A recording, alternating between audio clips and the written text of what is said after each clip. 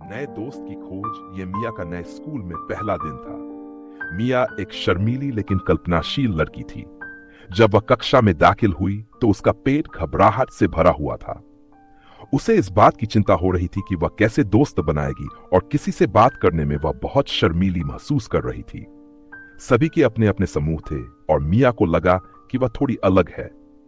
अवकाश के दौरान बाकी बच्चों के साथ खेलने के बजाय मिया एक बड़े ओक के पेड़ के नीचे एक बेंच पर बैठ गई।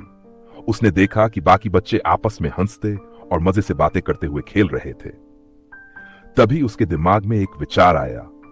मिया को हमेशा खजाना खोजने का खेल पसंद था और उसने सोचा कि यह नए दोस्त बनाने का एक मजेदार तरीका हो सकता है।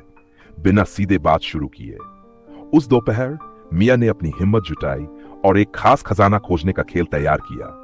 उसने रंग बिरंगे सुराग बनाए, छोटे छोटे खजाने मैदान के चारों ओर छिपाए और एक नक्शा बनाया जो एक छिपे हुए खजाने के बक्से तक ले जाता था, जिसमें मजेदार स्टिकर्स और छोटे खिलौने भरे थे।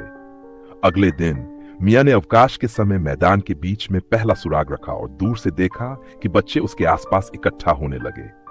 जल्द ही बच्चों का एक समूह उत्सुकता से सुराग पढ़ रहा था और खोज पर निकल पड़ा।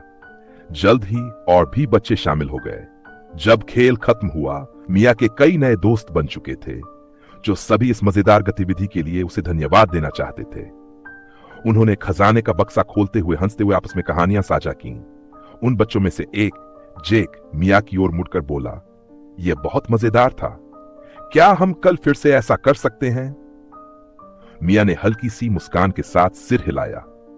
उसने सभी को एक साथ लाने का ऐसा तरीका खोज लिया था जिससे उसे भी आराम महसूस हुआ। अब वह अकेली नहीं थी।